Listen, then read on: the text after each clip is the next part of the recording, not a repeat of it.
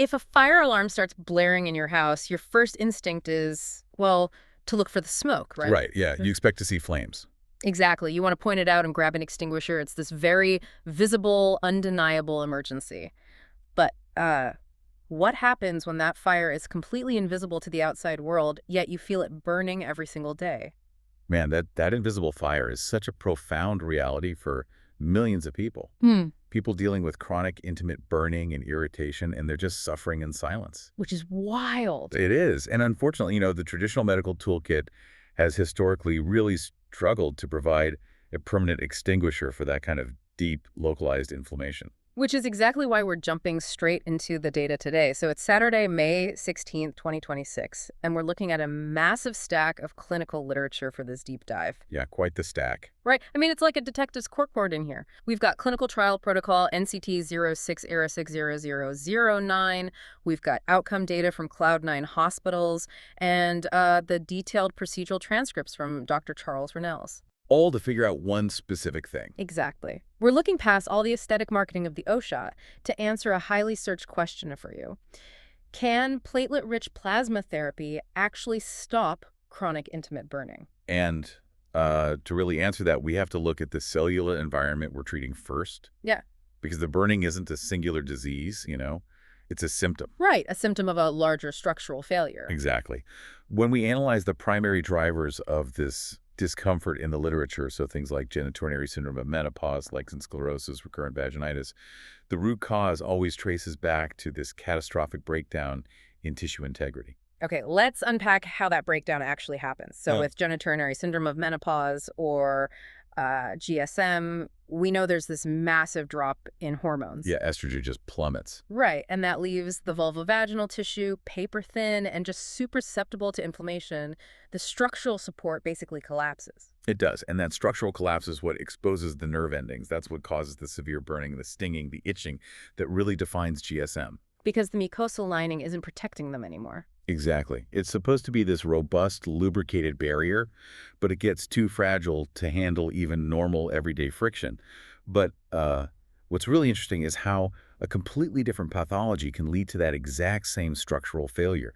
Like, take lichen sclerosis. Oh, right. Lichen sclerosis or LS, that shifts us from a hormonal issue to an autoimmune one, right? Yep, exactly.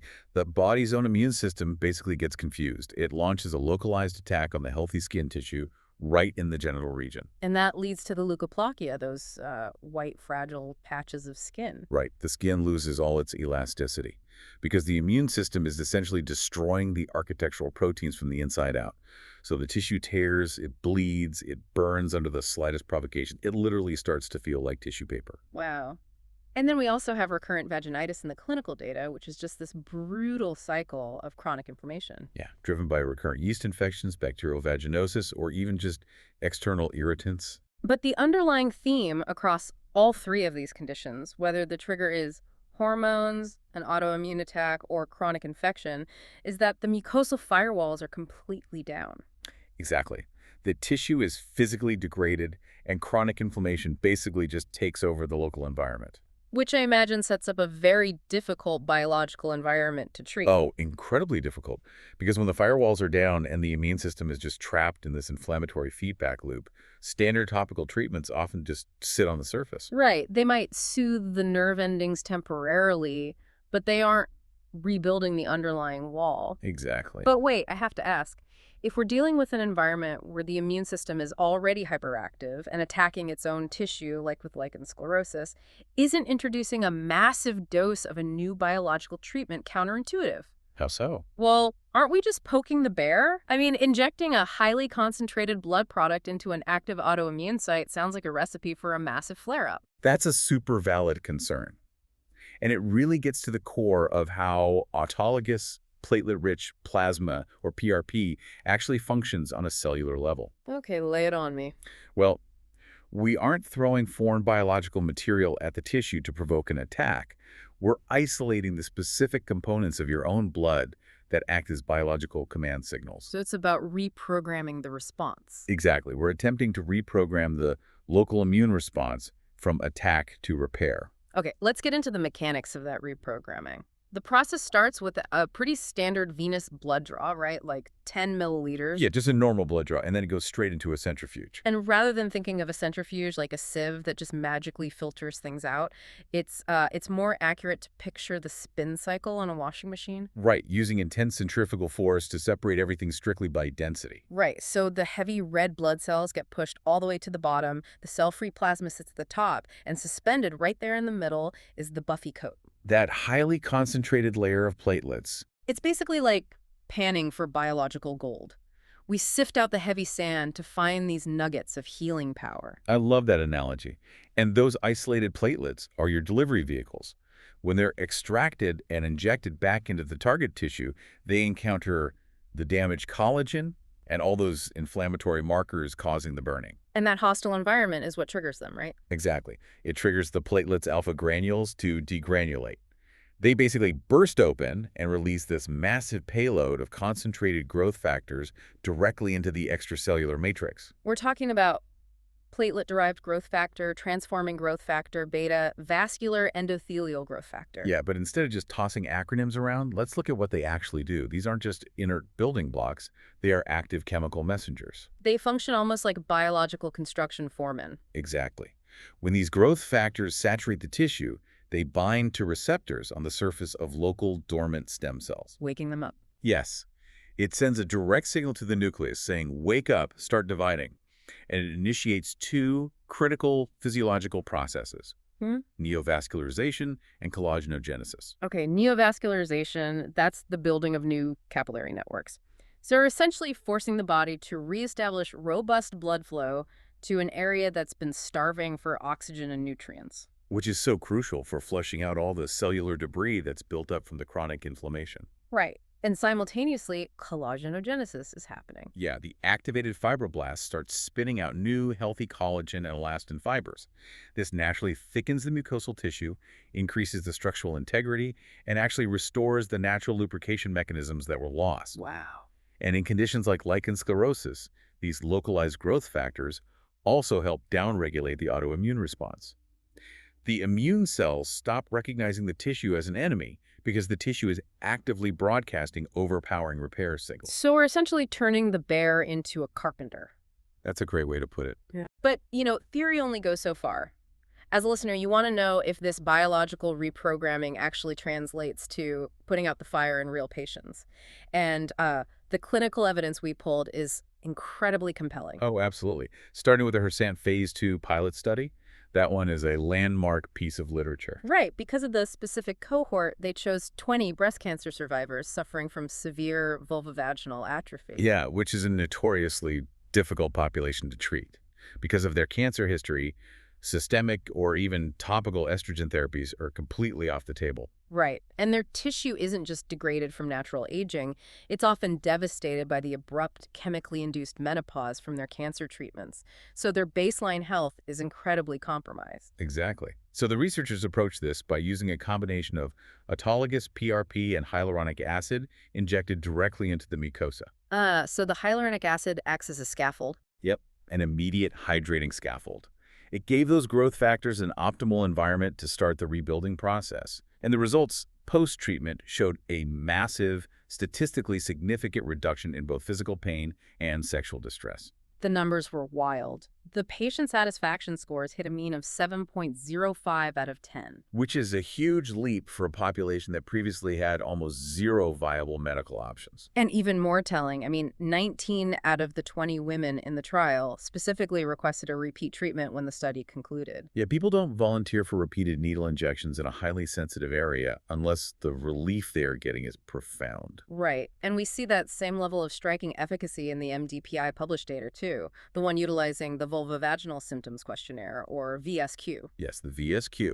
It's a highly validated clinical tool used to measure the specific impact of these symptoms on a patient's daily life. And in this cohort of 40 women, the baseline was severe. Like 100% of them reported experiencing irritation, itching, or burning before the intervention. Every single one of them.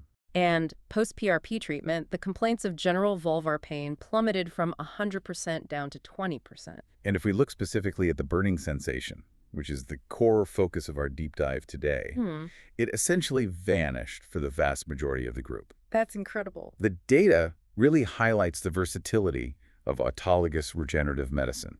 We have one core treatment showing profound efficacy across fundamentally different etiologies. Right, whether the breakdown is from natural hormonal shifts, chemical menopause, or an autoimmune response. Exactly.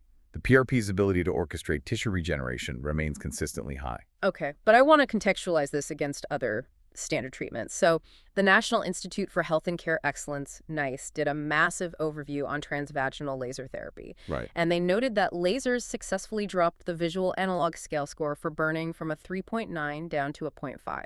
So, lasers are highly effective. And we know estrogen creams work well for non-cancer populations. They do. So, why would someone opt for the O shot over a laser or a cream? Well, lasers work on the principle of controlled thermal damage. They intentionally create micro-injuries in the tissue to stimulate a healing response. Oh, okay. And while that's effective, the thermal injury itself can be uncomfortable. Plus, the tissue remodeling relies entirely on the body's existing, sometimes depleted healing capacity. Right, and estrogen carries systemic risks. Exactly. Potential mood changes, heightened risk of blood clots for certain demographics. So the O shot bypasses the microdamage of a laser and the systemic risks of a synthetic hormone. Yes. By using your own concentrated platelets, you eliminate the risk of an allergic reaction, and you're delivering an overwhelming concentration of localized healing factors directly to the site. Without altering your systemic hormone profile at all. Exactly. It's providing the building blocks directly to the site of the fire rather than just triggering an alarm and hoping the body has enough resources left to fight it. Okay, but let's ground this in reality for a second. We're talking about taking a needle to the most sensitive tissue on the human body. There has to be a catch. And when you dig into the clinical protocols from Optimal Medical Group and the transcripts from Dr. Charles Runels, the pioneer of the procedure, you run into what we can call the paradox of the cure. Yeah, the healing timeline is wildly counterintuitive. Right. The paradox is that in the immediate days following the procedure, the burning, itching, and swelling can actually intensify. Yeah, patients often report feeling temporarily worse before they feel better. Which, if you don't know the biology behind it, that immediate flare-up would be terrifying. Oh, absolutely terrifying. But it makes perfect sense when you consider what those platelets are actually doing. You just injected a massive payload of alpha granules that are intentionally triggering an acute inflammatory phase. So the body is rushing blood, fluid, and immune cells to the area to jumpstart the rebuilding process. Exactly. Inflammation is the required first step of any cellular repair. The platelets form an initial fibrin matrix. It's like a temporary biological scaffolding. And over the first few weeks, the growth factors are actively recruiting macrophages to clear out dead cells, while fibroblasts are migrating into that fibrin scaffolding to start laying down permanent collagen. It's like planting a garden. You can't just throw seeds on hard, cracked dirt and expect a vibrant bloom the next day. You have to aggressively till the soil, dig it up, disrupt the environment. That's exactly it. It looks messy, and it takes time. And according to the clinical data, for the first 3 weeks after the O shot, you might feel absolutely zero relief from the burning. Yeah, during that 3-week window, patients might experience minor spotting from the injection sites, a temporary decrease in sensation due to the swelling, or, conversely, temporary hypersexuality as the new nerve endings generate and acclimate. So it takes a minute. Yeah, the initial fibrin matrix takes about 21 days to mature and be replaced by new, resilient tissue. So week 3 is really the turning point where the garden actually blooms. The new tissue thickens enough to shield the exposed nerve endings, and the chronic burning finally stops. It demands a fundamental shift in patient expectations, honestly. We are so conditioned to the immediate on-off relief of a painkiller. Right, pop a pill, feel better in 20 minutes. Exactly. But PRP is biological reconstruction. It is an ongoing cellular process that requires an initial phase of disruption. And part of managing those expectations involves looking at the long-term prognosis, especially for chronic conditions like lichen sclerosis. Right. Because the data is clear. The O shot is highly effective at forcing LS into remission and repairing that fragile tissue paper skin, but it's not a permanent, forever cure. It's not. The underlying autoimmune tendency is written into the patient's genetics. While the PRP can repair the local damage and suppress the local autoimmune response for a significant period, the disease will likely attempt to relapse over time. So maintenance is required. Yeah, the clinical consensus shows that maintenance therapy is necessary. Patients typically returned every 12 to 24 months for a repeat injection. Just to refresh the cellular signaling and maintain the structural integrity of the mucosa. Exactly. It's an incredibly powerful management tool that keeps the fire at bay. But it requires continuous commitment to tissue maintenance. It's not a magic wand you wave once. Which requires critical thinking from you, the patient. You have to embrace the continuous nature of your body's healing, including that initial awkward 3 weeks, and the need for future maintenance. Yeah, that's what it takes to achieve long-term regeneration. So let's pull all these threads together for you, the listener.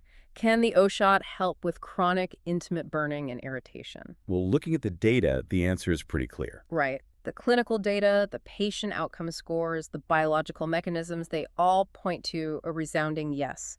By extracting your blood, separating the platelets by density, and delivering those concentrated growth factors directly into the degraded mucosal tissue, you are forcing your body to literally rebuild its own firewalls. It orchestrates the growth of new blood vessels, it lays down fresh collagen, and restores the tissue's natural hydration and elasticity. Which is life-changing. It really is. For women navigating the complexities of menopause, recovering from the physiological toll of cancer treatments, or battling the autoimmune destruction of lichen sclerosis, it offers a scientifically rigorous alternative to synthetic hormones and invasive surgeries. But, it's a treatment that demands patience. You have to endure the initial acute inflammatory phase, weather the 3-week biological rebuilding window, and accept that for chronic conditions, it's a long-term management strategy. Exactly. And the reason it's so important we look at these clinical trials is because intimate discomfort, like chronic burning, is staggeringly common. Yet millions of women are brushed off. They're told it's just a normal part of aging, or handed a temporary cream and told to live with it. Right. Understanding the cellular science behind regenerative options gives you the leverage to advocate for yourself. It allows you to move beyond simply masking symptoms and demand treatments that address the structural collapse at the root of the pain. Well said. I want to leave you with a final thought to chew on today, something that builds on all the clinical trials we reviewed. Oh, lay it on me. So right now, we're harnessing a centrifuge to extract our own blood's healing factors to fix the damage after the fire has already burned the house down. Right. But what happens in the future when we crack the code on actually programming these platelets? Could we one day genetically engineer our autologous plasma to proactively shut down the autoimmune triggers of conditions like lichen sclerosis before the invisible fire ever sparks? Oh, wow. Exploring how we move from reactive tissue repair to proactive immune reprogramming. I mean, that is the absolute bleeding edge of regenerative medicine, and it's definitely where the science is inevitably heading.